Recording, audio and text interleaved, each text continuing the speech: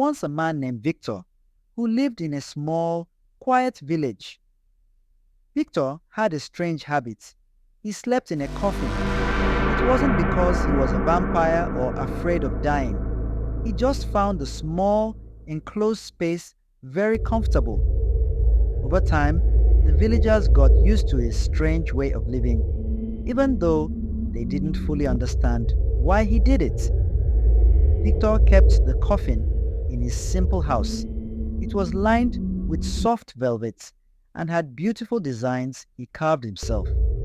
Every night, he would climb into the coffin, close the lid just enough to let air in, and sleep peacefully. Sometimes people would visit Victor or bring him food. If they found him lying in the coffin, quiet and still, they would laugh softly and say, "Victor is sleeping in his wooden bed again," and leave without disturbing him. One cold winter morning, Maria, the village baker, came to deliver fresh bread.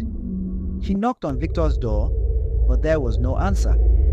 Worried, she went inside and, as usual, found him lying in his coffin, looking like he was sleeping.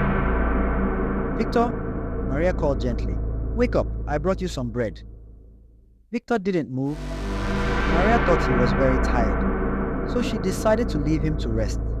Days passed, and more people stopped by to check on Victor. But every time they saw him lying there, peaceful as always, they thought, "That's just Victor being Victor," and left. It wasn't until a week later that someone realized something was wrong. The village doctor, curious about Victor's long nap, came to check on him. To everyone's shock, Victor wasn't sleeping. He had died. He had passed away quietly in the same coffin he loved so much. The villagers were very sad. They held a simple funeral and buried Victor in the same coffin he had slept in for years. As they stood by his grave, the village elder spoke to everyone. Victor lived a unique life, and his death was just as unique.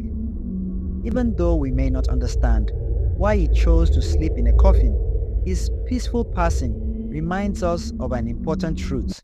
Life is short, and we shouldn't take it for granted. We often ignored Victor's quietness, thinking it was normal, but maybe we should have paid more attention. Let this be a lesson to check on each other, even when people seem fine, because their silence might mean something more. From that day on, the villagers promised to care for one another better. Victor's unusual life and quiet passing became a story they told for years, teaching others to value life and to always check on those who seem quiet or distant.